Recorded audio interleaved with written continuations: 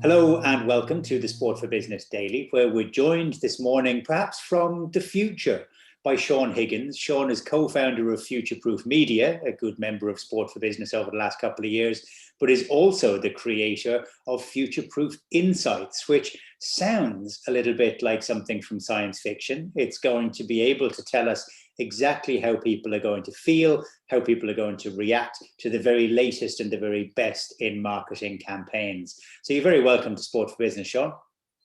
Thanks very much, Rob. We appreciate your time and thanks for having me. So yeah, you've done a good job there of summarising things. Thanks very much for leading the charge on it.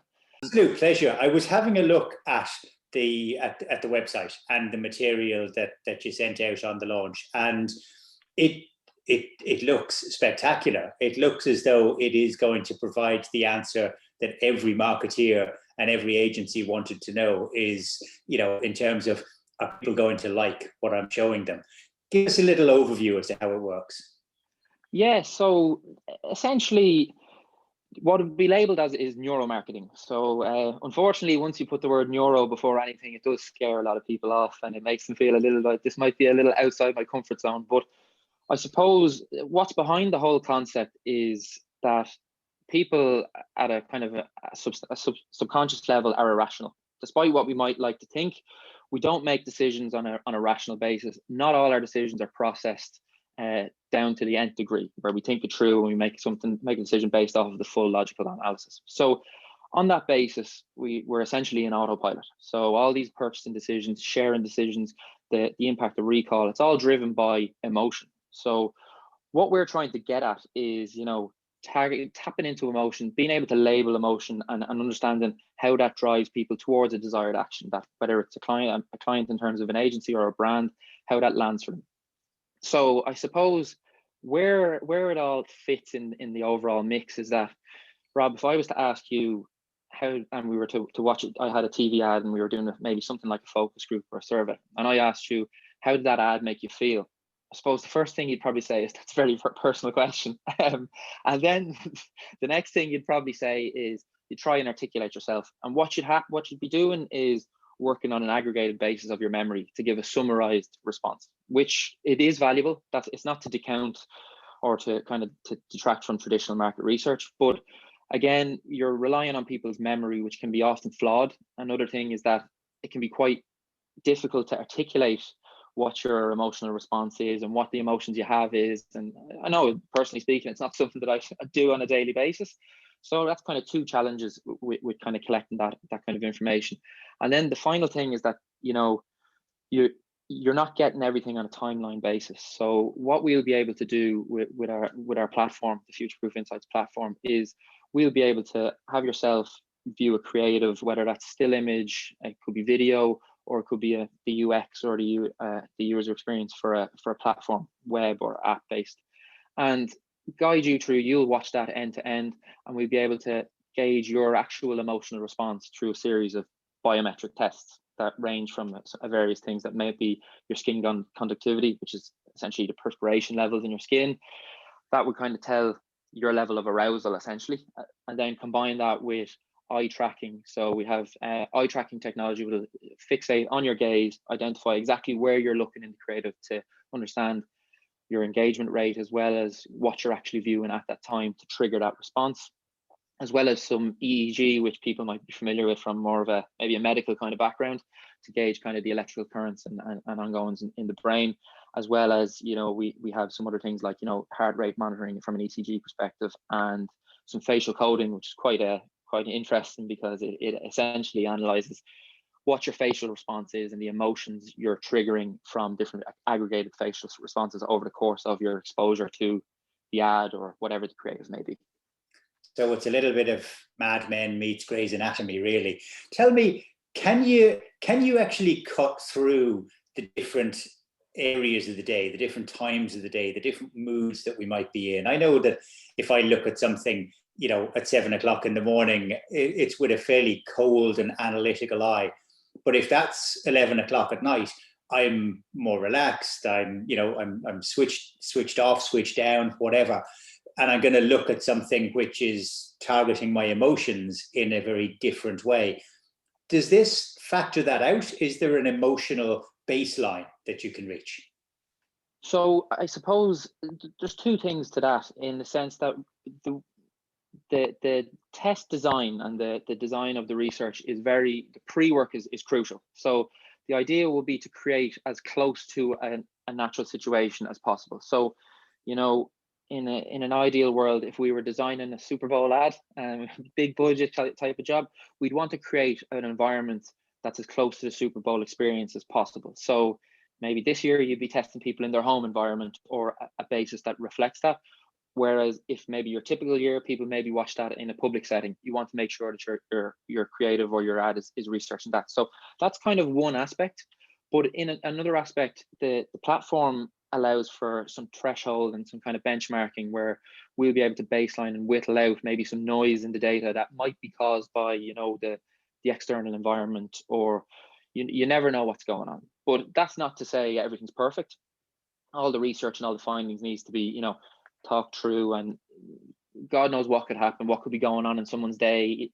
Essentially, what could happen is someone realizes they forgot to pick their children up from the school, or whatever may happen, and they have a sense of panic, and that's obviously going to be a fairly heightened emotional response. So what you'd need to do is you need to identify those things which will flag out in the data naturally, and we'll be able to kind of whittle them down. And what you'll then do is corroborate that with some qualitative analysis. We're not purely focused on the biometric testing. What we'll do is we'll validate everything against a qualitative type of approach, or quantitative, where we'll ask people to provide some input from their end, and we'll be able to corroborate what's found in the data, but what their experience is from memory. In your day job, I guess, on the future-proof media side of it, you've been out there creating content. You know, over the last couple of years, some of the AIG stuff that springs to mind in particular, some of the stuff you've done with Dublin City Council that I'm aware of. Would you have run the rule over those campaigns using this technology, or do you feel as though they would have been better if this tech had been there in place? So I suppose in terms of what we've run the rule over, we would have gone back maybe retrospectively and reviewed a few things. And I suppose hindsight's very 2020 when you look back at things now. I suppose, to answer your question, yeah, I think if we had this capability beforehand, there's any amount of things that we probably would go back upon reflection and change, or we will definitely carry forward in terms of, you know, where are we positioning the brand in the creative? Is it in the position that the person placing the most amount of attention? Is it where it's going to have the most resonance? If you're designing, whether it's platform design, if you're designing for whether it's a YouTube ad campaign that you're running, and maybe you want to make sure that the hook has to be in the first 5 seconds because you need to capture that attention. Is it placed correctly? Are we driving an emotion that makes people stay? Are we structuring our campaign or the creative in that way? Is it something that we want to drive word of mouth? Are we driving word of mouth style emotions? All these different type of thought processes that we didn't put in before are now conversations that we're having on a daily basis, you know, and sense checking that creative process, even down to, you know, some of the still image content that we're doing. You know, now we think through the lens of, you know, of our insights platform, now that we're armed with these kind of this bit of knowledge that we have now. And do you think that with the eye tracking technology in particular, and the way that we watch things differently, if it's on a 60-inch screen in the corner of a room versus watching it on your phone in your hand, are we moving towards an era where that content creation will be guided by the different channels through which it's going to be delivered? So that the ad I see in Super Bowl, which I'm watching on the big 60-inch, is going to be different to the one that my kids might be watching on a mobile phone, even if it's for exactly the same product. I think yes and no. I suppose it's all very much victim to budget. I know these things all kind of come down to the budget. But if we were to talk in an ideal world where, you know, money wasn't an issue and things could be created, what you might do is this process doesn't have to be done retrospectively. Future-proof insights can be incorporated into the end-to-end at any stage of the design process, where in the process of storyboarding, or maybe on, you know, your shoot day one, you might chop up a rough edit and test that to make sure it's having the desired approach. For example, like as you're saying, if something is designed for TV, you've got the full breadth and width of the TV screen.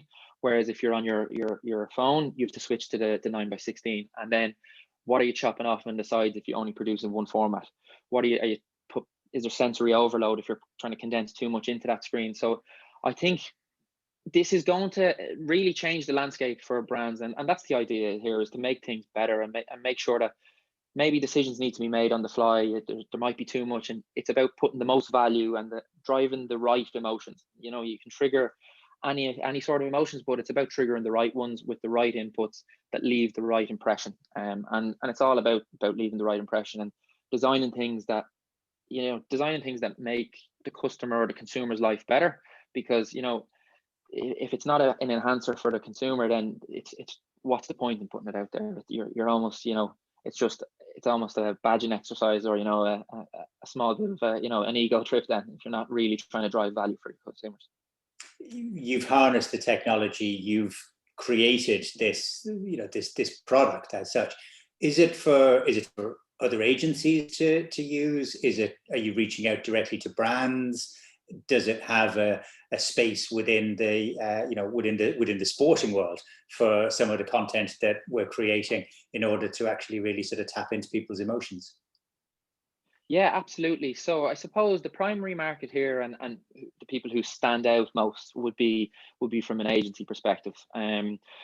Agencies are creating things on a daily basis, diverse ranges of content for all sorts of different types of brands. So they do fit the mold, and they do they're the people who jump off the page first.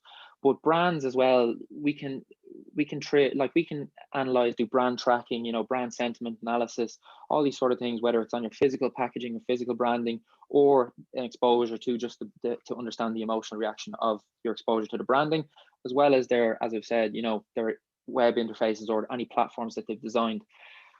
Another application could be your pricing models and things like that, as well as then to kind of focus on sport, the sporting world. I think it could be really applicable for brands that are working in sport and for agencies who are aligned with brands in sport, purely because sport in its essence creates so much opportunities for content, and there's so much out there in that sense. So if you were to take the example of, you know, the latest Nike ad, or, you know, even, you know, the recent Lidl ad centered around the LGFA, if you like, that ad was bespoke. It was designed to drive an emotion, and, you know, I really loved it. I thought it was a fantastic production, and I think what the real power here will be, that was designed with a official goal to leave a lasting memory. And where we would fit into the mix is we could come along that journey and analyze, whether it's from concept or even retrospect. We could go and make sure, are we triggering those emotions? Are people left with the right desired action? And are they taking away the key takeaways that the brand and the agency have agreed on from the get-go? Or is there somewhere in the creative process that maybe there's something that's taken away from it? Maybe there's something overshadowing it, or something that gets the message lost in the mix. So that's just one example of how it could be applied. But, you know, in terms of other applications, you know, sports brands are really working to a lot of stuff. There's so much going out there, so it's about standing out, and emotion drives recall. So if you're driving the right emotions, you can drive recall and stand out from other sport brands that are operating in similar sports. You know, if you have multiple sponsorship properties from similar brands, how do you differentiate from them? You can use future-proof insights to kind of gauge that and drive home on that point. It does sound fascinating. And back to that Lidl ad, when you saw the kid that gets the ball in the end and blasts it into the roof of the net, that's the kind of the key change moment in it. But it could have been that a little 3-second piece earlier on, the facial expression of a player, and changing that slightly would make a difference as well. It's fascinating stuff. It's all available on the website to have a look at, have a nose around, sort out your ECGs from your EEGs and everything else. Futureproofinsights.ie is the website. And Sean Higgins, it's been a real pleasure talking to you today. Thanks very much for taking the time. Thanks very much, Rob. I really appreciate it.